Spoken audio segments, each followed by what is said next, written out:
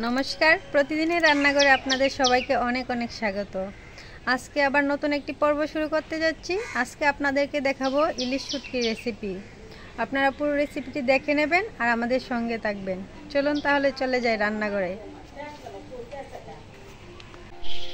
চলে আসলাম রান্নাঘরে।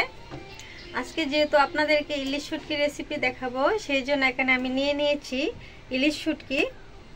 সেটা আমি ভালো করে গরম জল দিয়ে ধুয়ে নিয়েছি, কারণ ইলিশ শুটকিতে অনেক লবণ থাকে। আর এখানে নিয়ে নিয়েছি কাঁচা লঙ্কা, এখানে জিরা বাটা, আদা বাটা, কালি জিরা, তেজপাতা, লবণ, এখানে আলু আর বেগুন দিয়ে ঝোল রান্না করব। আমি যেহেতু কালি জিরা নিয়েছি, আপনারা চাইলে সেটা পেঁয়াজ দিয়েও রান্না করতে পারবেন। আমাদের ঘরে তেমন পেঁয়াজ খাওয়া হয় না, সেই জন্য কালি জিরা দিয়ে রান্না করতেছি। চুলায়ও জাল ধরে দিয়েছি, এখন কড়াই বসিয়ে দেব।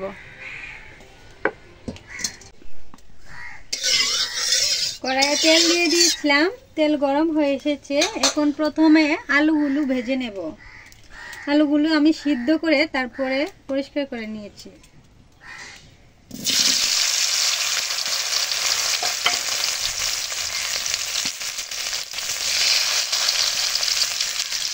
দিয়েছি লবণ,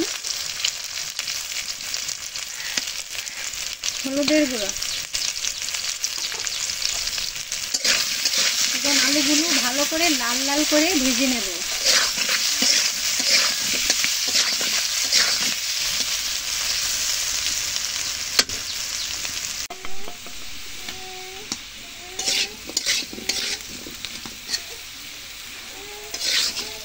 আলুগুলো ভাজা হয়ে গেছে, এখন নামিয়ে নেব।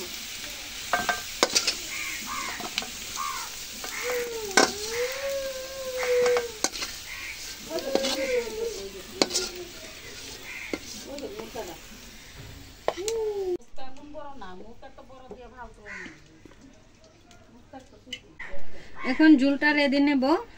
কড়াই তেল দিয়ে দিয়েছিলাম, তেলও গরম হয়ে এসেছে। এখন দিয়ে দিচ্ছি দুটো তেজপাতা, দিচ্ছি কালি জিরা, দিয়ে দিচ্ছি আদা আর জিরা বাটা,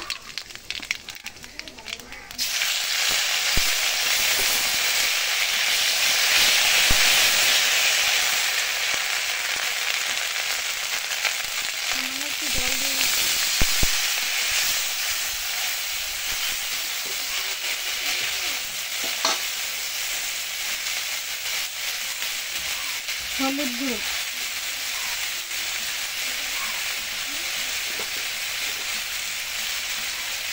মরিচের গুঁড়া,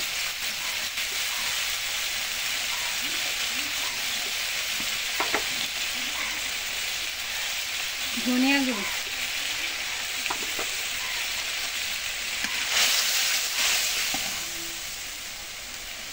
দিয়েছি লবণ পরিমাণ মতো। ইলিশ শুটকিতে বেশ লবণ থাকে, সেই জন্য লবণটা একটু বুঝে শুনে দেবেন।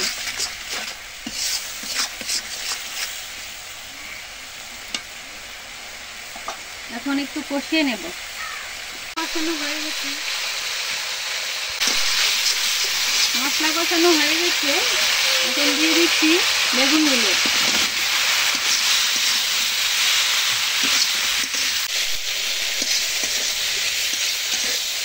বেগুনটা একটু কষিয়ে নিয়েছি।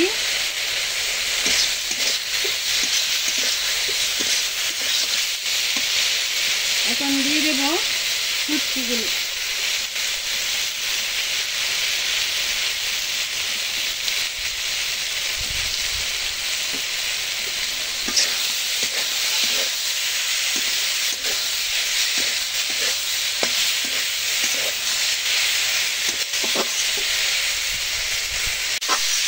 দিয়ে দিচ্ছি ভেজে রাখা আলুগুলো।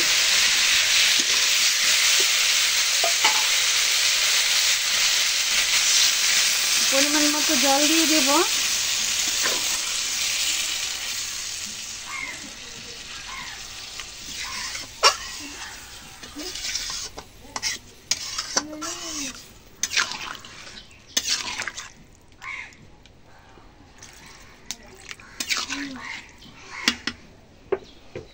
এখন কিছুক্ষণ রান্না করব। দিয়ে দিচ্ছি কয়েকটা কাঁচা লঙ্কা।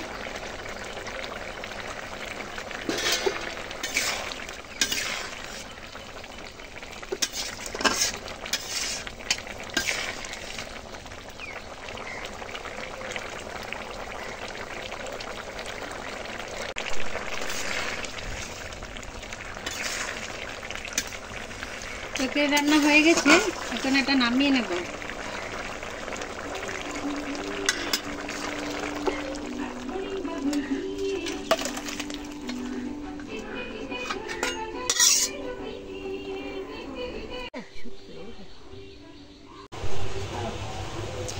দেখুন তৈরি হয়ে গেল আলু আর বেগুন দিয়ে ইলিশ শুটকি তরকারি। ইলিশ শুটকি কিন্তু খেতে খুবই ভালো লাগে। আপনারা এভাবে রান্না করে দেখবেন, আশা করি আপনাদেরও ভালো লাগবে। আর আপনারা প্লিজ আমাদের চ্যানেলটি সাবস্ক্রাইব করে দেবেন, আর অবশ্যই লাইক, কমেন্ট এবং শেয়ার করতে ভুলবেন না। ধন্যবাদ সবাইকে।